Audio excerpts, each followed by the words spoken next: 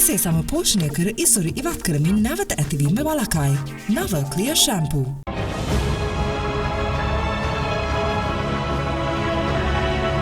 Covid මර්ධන එන්නත් කරන වැඩසටහන යටතේ දැනට මෙරට භාවිතයට ගන්නා ඇස්ට්‍රාසෙනිකා, සයිනෝෆාර්ම්, ස්පුට්නික් V සහ ෆයිසර් එන්නත් මාත්‍රා 2,32,526ක් ඊයේ දිනය තුලදී ජනතාවට ලබා දී තිබෙනවා.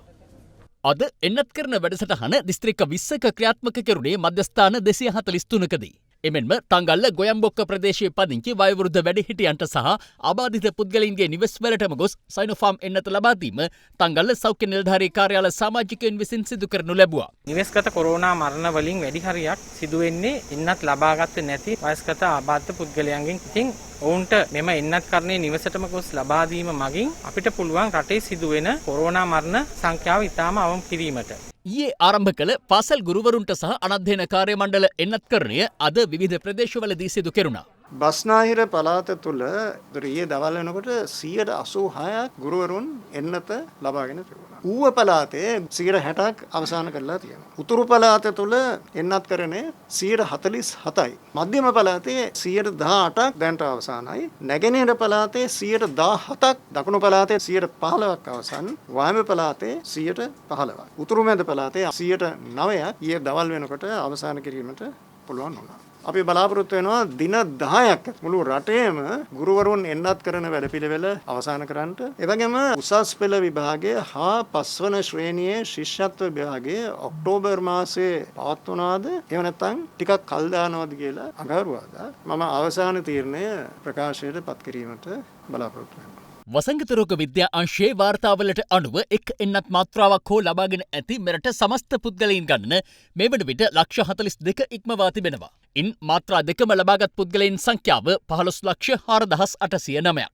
මේ වෙනකොට අප බස්නාහිර පළාතේ වයස අවුරුදු 60ට වැඩි පිරිස බහුතරයක් එන්නත් කරලා ඉවරයි. ඒක නිසා දැන් මේ වෙනකොට 30ට වැඩි සියලු දෙනාම එන්නත් කරන වැඩ කටයුතු ආරම්භ කරලා තියෙනවා. ඒකට ක්‍රමානුකූලව රටේ අනිත් දිස්ත්‍රික්කවලත් 30ට වැඩි උදවිය එන්නත් කරන්නේ සඳහා අපි යොමු කරගෙන යනවා. අතිගරු ජනාධිපතිතුමා අපිට උපදෙස් ලබා දීලා තියෙනවා. විශේෂයෙන් අවුරුදු 12ත් 18ත් අතර වයසේ පසු වෙන පාසල් ළමුන්ට මේ එන්නත ලබා දීමේ හැකියාව පිළිබඳව කරුණු කාරණා සොයලා බලන්න කියලා. මේ අතර කොවැක්ස් පහසුකම යටතේ ඇස්ට්‍රාසෙනිකා එන්නත් මාත්‍රා මිලියන 1.45ක් ජපාන රාජ්‍ය විසින් මෙරටට ප්‍රදානය කරන බව ශ්‍රී ලංකාවේ ජපාන තානාපති කාර්යාලය අද නිවේදනයක් නිකුත් කරමින් කියා සිටියා. එහි සඳහන් වන්නේ ජපානයේ නිෂ්පාදිත එම ඇස්ට්‍රාසෙනිකා එන්නත් තොගය ඉදිරි සතිවලදී මෙරටට ලැබෙනු ඇති බවයි. ශ්‍රී ලංකා රාජ්‍යය ජපානයෙන් කළ ඉල්ලීමකට අනුව මෙම ප්‍රදානය සිදු කරන බවයි ජපාන තානාපති කාර්යාලය නිවේදනය කරන්නේ.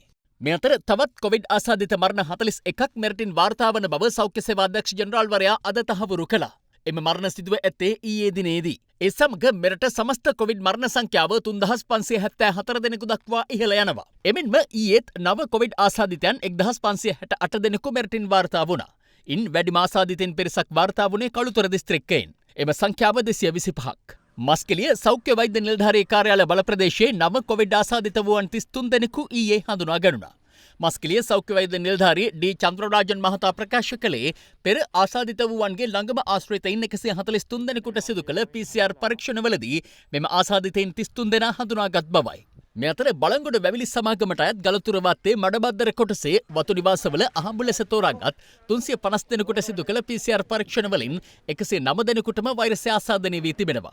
ඒක නිසා දැන් අර කලින් පළවෙනිද ගත්ත අයගේ තා දවස් දෙකකින් දවස් 14 ඉවර වෙනවා. ඒ ඉවරුණා කියලා ඇවිදින්න යන්න එපා. මොකද දැනට අපි වත්ත මේ ලොක්ඩවුන් කරන්න ඉල්ලීමක් කරලා තියෙන්නේ. ලොක්ඩවුන් වුණොත් එයාලත් ඉන්න වෙනවා තා ටික දවස්. නිරෝධායනයට ලක් කරනු ජනතාව චෝදනා කරන්නේ Tamanට මේ දක්වා කිසිදු සහනයක් නොලැබුණු බවයි. කිසිමකට මොකුත් හම්බුන්නේ නැහැ අපිට මේ කඩේ මේ යන්න ඕනේ නැහැ. මොකුත් නැහැ අපිට කණ්ඩවන්නේ නැහැ. සීනිවන්නේ නැහැ. මේ ලයිට් අපල මාස ගාණක් යනවා. රසාව කරන්න විදිහකුත් නැහැ. මේ අතර සංචරණ සීමා උල්ලංඝනය කරමින් කතරගම ඇසළ පෙරහැර මංගල්‍යයට සහභාගී වූ පුද්ගලයන් 8 දෙනෙකුට කොවිඩ් ආසාදනය වී ඇති බව තහවුරු වී තිබෙනවා.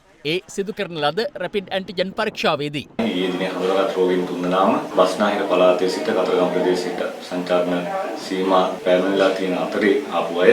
ඒ වගේම අද දිනේ අපි හඳුනාගත් රෝගීන් 5 දෙනා අතරින් බණ්ඩාර ප්‍රදේශයේ සිට පැමිණ අතන්ගත් කණ්ඩායමකින් හැදුන වග තමයි දැනට දැනගන්න ලැබිලා තියෙන්නේ. ඉතින් මේ නිසා අපි නැවත නැවතත් කියන්නේ පළාත් සංචාරන සීමා උල්ලංඝනය කරමින් කතරගමට එන්න එපා. මේ අතර විවාහ උත්සව සඳහා සංචරණ සීමා බලපාන ආකාරය සම්බන්ධයෙන් පොලිස් මාධ්‍ය ප්‍රකාශකවරයා මෙලෙස අදහස් පළ කළා. විශේෂයෙන්ම අදාළ මනාලයා හෝ මනාලිය පළාත් දෙකක සිටිනවා නම් අනිවාර්යෙන්ම එම විවාහය සඳහා අදාළ පළාත් සංචරණ මායිම හරහා ගමන් කිරීමට හැකියාවක් තිබෙනවා. ඒ වගේම අදාළ මනාලයාගේ හෝ මනාලියගේ දෙමව්පියන් පළාත් දෙකක සිටිනවා නම් ඔවුන්ටද එක් පළාතකට යාමේ හැකියාවක් තිබෙනවා. මේ අතර අත්‍යවශ්‍ය සේවා සඳහා පමණක් අවසර හිමිවන පරිදි හෙට සිට පළාත් අතර සීමිත දුම්රිය හා බස් රථ කිහිපයක් යෙදවීමට නියමිතයි. දුම්රිය 112ක් රටපුරා ධාවනය කරනවා. ඒ වගේම පෞද්ගලික සහ ලංගම බස් රථ සෑම නගරක ඉඳලා ප්‍රධාන නගර සඳහා බස් රථ කීපයක් සම්පූර්ණ බස් රථ ප්‍රමාණය නෙමෙයි සීමිත බස් රථ සංඛ්‍යාවක් ධාවනය කරන්න අවසර අපි ලබා දෙන්න බලාපොරොත්තු වෙනවා. මේ බස් රථ තුල ගමන් කළ යුත්තේ අත්‍යවශ්‍ය සේවා සඳහා යන අය පමණයි. මේ අතර මෙරට උත්සව සංවිධායකවරු පිරිසක් අද මාධ්‍ය හමුවක් පවත්වමින් ඉල්ලා සිටියේ තම ක්ෂේත්‍රයේ ගැටලු පිළිබඳව රජයේ අවධානය යොමු කරන ලෙසයි. මේ ඉවෙන්ට්ස් කියන ඉන්ඩස්ට්‍රිය හුඟක් දායකත්ව වෙලා තිනවා මේ හැම දෙයකටම රාජ්‍ය පෞද්ගලික දේශපාලන හැම දෙයකටම. දැන් මේ වෙන විට මාස 16ක් මේක වහලා මේ අපි ලයිට් ඉංජිනේර කෙනෙක්ද සවුන්ඩ් ඉංජිනේර කෙනෙක්ද ස්ටේජ් හදන කෙනෙක්ට මේ හැම කෙනෙක්ම අවුරුදු ගාණක් තිස්සේ පුහුණු වෙලා පුරුදු වෙලා අත්දැකීම් ලැබු පිරිසක්. එතකොට දැන් මේ පහුගිය මාස 16 වල මේ පුහුණු වෙච්ච මිනිස්සු ගිහිලා වෙනෙකුත් රස්සාවල් කරන නොයෙකුත් ශේෂ්ත්‍රවල නිරත වෙනවා. තවදුරටත් මේ විදිහට ගියොත් අපිට ස්කිල් වර්කර් කෙනෙක් හොයාගන්න බැරි වෙනවා. කාරුණික ඉල්ලීමක්. අවම වශයෙන් 150ක් වූ ඊට වැඩි පිරිසකට දායකත්වය දෙන්න පුළුවන් උත්සව සංවිධානය කරන්න අපිට අවසර දෙන්න. Close Up Ever Fresh Toothpaste. පැය 12ක් දක්වා නැවුම් මෝමක පහස අත්විඳින්න.